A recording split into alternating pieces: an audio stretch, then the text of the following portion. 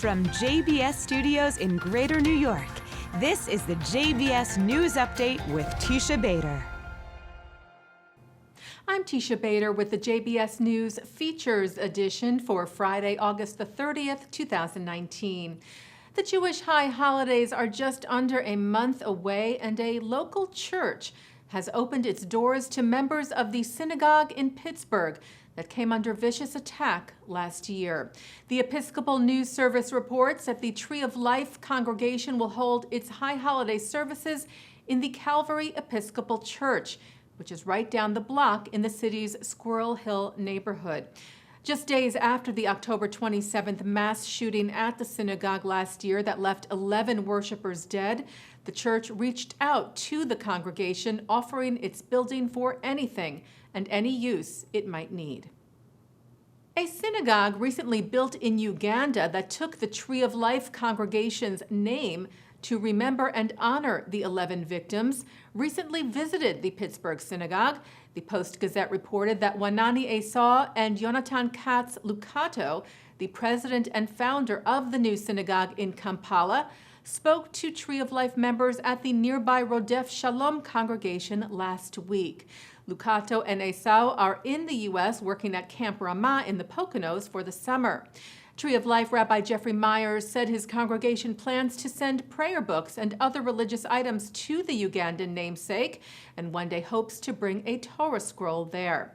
The rabbi also gave the two visitors kippot with the printed slogan, "Stronger than hate." An American task force is recommending that Ashkenazi Jewish women be screened for the BRCA1 and BRCA2 genes that are linked to breast cancer. The recommendation was published last week in the Journal of the American Medical Association.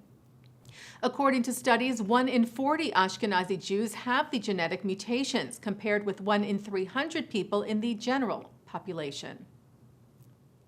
Israel said it was sending firefighting aircraft and flame-retardant materials to Brazil this week to help battle the devastating fires in the Amazon. Local paper O Globo reported that Israeli Prime Minister Benjamin Netanyahu called Brazilian President Jair Bolsonaro on Sunday to offer the country's assistance.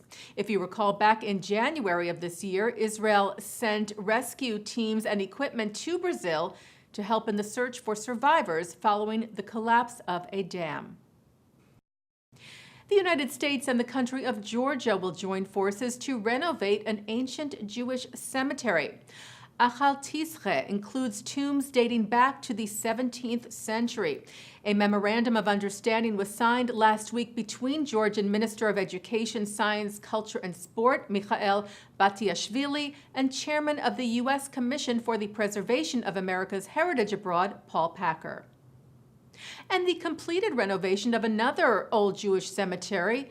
Liberation reported that some 200 people, including Jewish community leaders and local officials, gathered this month at the Al-Jadida Jewish Cemetery in Morocco, which is home to the grave of the 19th century Kabbalah expert Rabbi Yichya Chaim Asulin.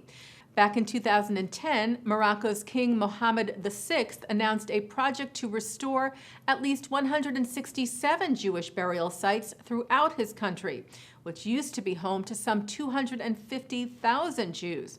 Only about 3,000 Jews currently live in Morocco. 3 Israeli films have made the shortlist to be nominated for the European Film Academy Awards. The Jerusalem Post reports the films are Sami Zoabe's Tel Aviv on Fire, which was recently discussed by the director in our JBS studios, together with Eric Goldman on Jewish Cinematheque, Yaron Shani's Chained, and Nadav Lapid's Synonyms. The nominations will be announced on November the 9th at the Seville European Film Festival in Spain before the awards ceremony on December the 7th in Berlin. Taking a look now at our programming for tonight on JBS for Friday, August the 30th, Kabbalat Shabbat services are coming up at 7 from the Hampton Synagogue, followed by services from Central Synagogue. Then at 9, it's the film The Forgotten Refugees. At 10, a discussion about honesty. And then top Israeli rappers are featured on Musica. And coming up right after this newscast, we hear from 2 leaders of the modern Orthodox community, Blue and Yitz Greenberg, and then take a look at this week's Torah portion. And that's the JBS News Features Edition for Friday, August the 30th, 2019. I'm Teisha Bader. Shabbat Shalom.